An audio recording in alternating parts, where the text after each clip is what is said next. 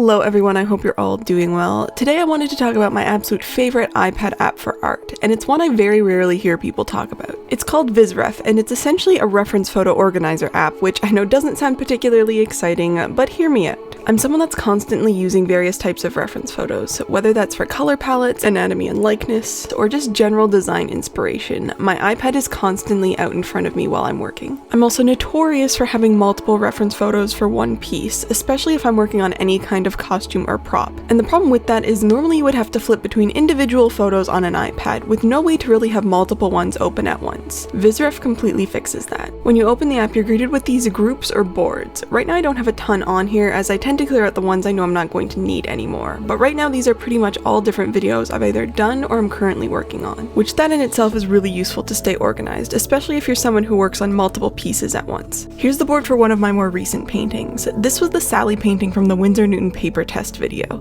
Now you would think that this piece wouldn't have necessarily used too many reference photos, but I ended up using the middle picture of Sarah Paulson as the pose reference and then essentially dressed her up as her character. This is a pretty good example of how I would typically use this app.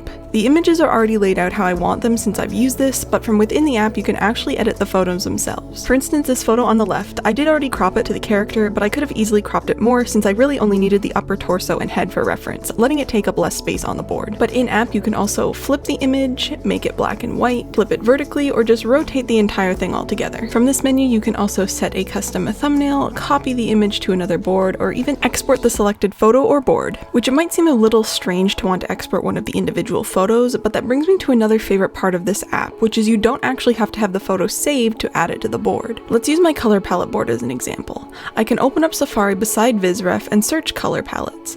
After finding one I like, I can easily just drag it into Vizref and now it's a part of my board.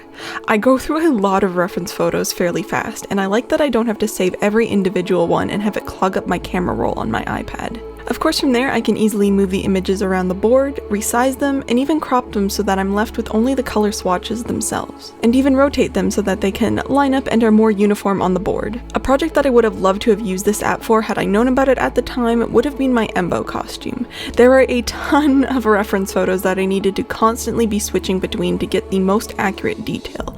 I could have had an entire board dedicated to the project with all of the needed reference for the different parts laid out for me to easily move between. Here are just some of the reference photos that I had saved. I can select multiple ones that I want and drag them into Vizref where it will automatically lay them out. From here we can get to organizing these how I want them laid out. This is obviously quite a few reference photos, and some are definitely more important than others. I'm going to drag the more important ones to the top, like these turnaround concept photos of the bowcaster as well as just the entire character. A lot of these reference photos are actually screen caps, so there's a lot of excess environment or just scene around the actual character that I really don't need on there, so I'm going to crop that out. A lot of these reference photos are very specifically for a certain part of the costume, so some of them are specifically for the bowcaster.